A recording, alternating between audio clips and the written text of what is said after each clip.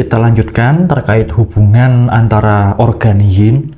Kali ini adalah antara organ limpa dengan organ paru-paru. Organ limpa dan juga organ paru-paru. Nah, bagaimana hubungannya? Yang pertama-tama kita tahu kalau makanan dan minuman yang kita konsumsi itu nanti akan diolah oleh limpa. Ya, setelah diolah lambung, nanti kemudian diolah oleh limpa, yaitu dijadikan sebagai ci makanan, ya, diubah sebagai ci makanan. Kemudian setelah diubah menjadi ci makanan, nanti akan diangkut kemana? Naik ke atas menuju ke paru-paru, akan diangkut menuju ke paru-paru. Nah, di paru-paru nanti akan ditambah unsur udara atau oksigen yang dihirup. Kemudian nanti akan menjadi ci pengumpul. Nah, jadi hubungan yang pertama adalah ketika limpa ini membentuk ci makanan yang nanti juga akan dikirim ke paru-paru. Di paru-paru akan dicampur dengan udara atau oksigen membentuk ci pengumpul yang ada di dada, yang berkaitan erat dengan paru-paru, yang menyuburkan paru-paru, membantu fungsi paru-paru, seperti itu. Nah, kemudian hubungan berikutnya adalah ketika paru-paru ini dia memiliki fungsi, yaitu adalah fungsi mengatur ci dan juga menurunkan ci. Nah, dua fungsi ini, mengatur ci dan menurunkan ci, ini akan berpengaruh ke berbagai macam organ, termasuk ke limpa. Ya, mengatur ci, ya, ci-nya juga nanti akan dikirim ke limpa. Menurunkan ci nanti akan melewati limpa juga, sehingga ci dari paru-paru akan membantu fungsi dari limpa di dalam fungsi melaksanakan tugas-tugas pencernaan, baik nanti mengubah, mengangkut, ya, memisahkan yang dilakukan oleh limpa itu nanti dibantu oleh paru-paru. Seperti itu. Kemudian ketika nanti ada masalah juga mereka saling berkaitan. Nah, ini kaitan juga termasuk dengan ci, dengan energi, yaitu adalah ketika ci limpa ini lemah, maka dia akan gagal menghasilkan ci makanan yang cukup, sehingga nanti yang dikirim ke paru-paru juga akan berkurang, sehingga nanti ci pengumpul juga akan melemah. Nah, ketika ci limpa yang lemah itu nanti menyebabkan ci-nya paru-paru dan ci pengumpul itu juga akan kurang atau akan lemah, ya, maka akan menjadi berbagai macam masalah, yaitu adalah nanti akan menimbulkan seperti kelelahan, ya, kemudian juga akan timbul gejala seperti anggota badan yang lemah, kemudian juga sesak napas,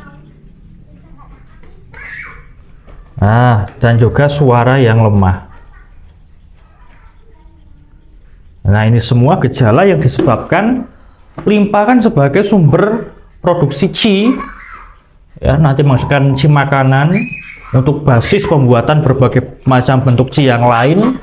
Dia lemah, dia kekurangan, maka nanti ci paru-paru juga akan kurang dan akan lemah, menimbulkan berbagai macam gejala seperti kelelahan, anggota badannya, tangan dan kaki itu lemah dan dingin, kemudian jadi sesak napas, ya, karena paru-parunya lemah, kemudian suaranya juga melemah.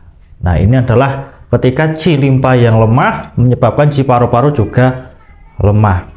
Dan begitu juga sebaliknya, ketika ci paru-paru yang lemah, nanti dia dalam ngatur qi dan menurunkan qi, juga fungsi paru-paru ini terganggu, sehingga limpa pun nanti akan terganggu qi-nya. Artinya adalah pasokan qi atau energi dari paru-paru ini berkurang, sehingga limpa juga tidak terbantu oleh qi dari paru-paru itu tadi, sehingga juga akan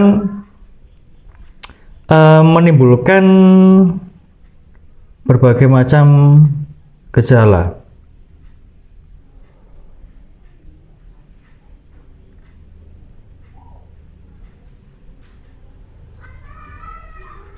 Nah, gejala apa yang terjadi?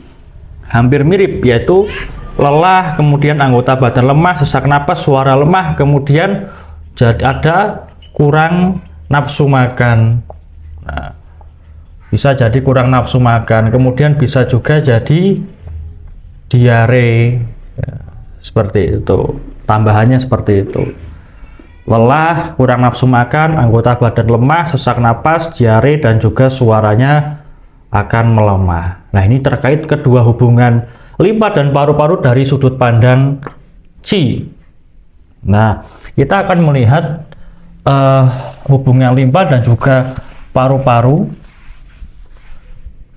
nanti adalah dalam sudut pandang zalir atau cairan tubuh, berkaitan dengan zalir atau cairan tubuh. Nah, ketika berkaitan dengan zalir atau cairan tubuh, kita ganti spidol.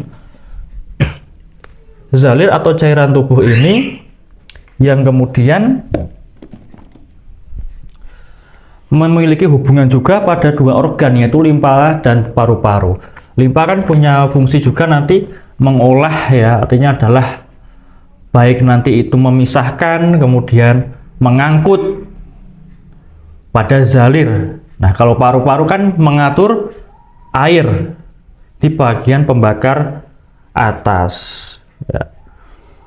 Ketika ada masalah terkait dengan zalir pada limpa atau paru-paru, mereka saling berefek. Kalau masalahnya di limpa nanti bisa berefek ke paru-paru, kalau masalah di paru-paru nanti bisa berefek ke limpa. Nah, ketika masalahnya di limpa, sehingga limpa ini gagal mengubah zalir dan mengangkutnya, nanti dia akan timbul yang namanya edema atau bengkak air, kemudian atau penumpukan cairan. Nah, kemudian juga akan bisa lama-kelamaan bisa menimbulkan dahak atau bisa menimbulkan kelembapan. Nah, ini yang akan mengganggu aliran qi pada paru-paru, sehingga bisa menimbulkan sesak napas, ya, dan gangguan-gangguan pada paru-paru. Yang disebabkan apa? Karena terganggu aliran qi dan aliran zalir yang diatur oleh paru-paru, terganggu oleh jalur yang terhalangi oleh edema atau penumpukan cairan, dahak, dan lembab oleh gagalnya fungsi limpa. Kemudian juga sebaliknya, kalau paru-paru yang lemah, ya, dia juga bisa menimbulkan edema karena gagal mengatur air. Kemudian juga jadi sesak napas. Nah, ini juga akan menghalangi fungsi pencernaan dari limpa. Jadi kurang nafsu makan, kemudian nanti juga bisa jadi diare, kemudian gangguan-gangguan terkait pencernaan lain yang berkaitan dengan limpa, seperti itu. Jadi mereka saling berpengaruh ketika mengalami gangguan maupun dalam keadaan yang normal. Nah, inilah terkait antara hubungan organ yin, yaitu limpa dan juga paru-paru. Kita cukupkan dan kita lanjutkan pada video yang selanjutnya.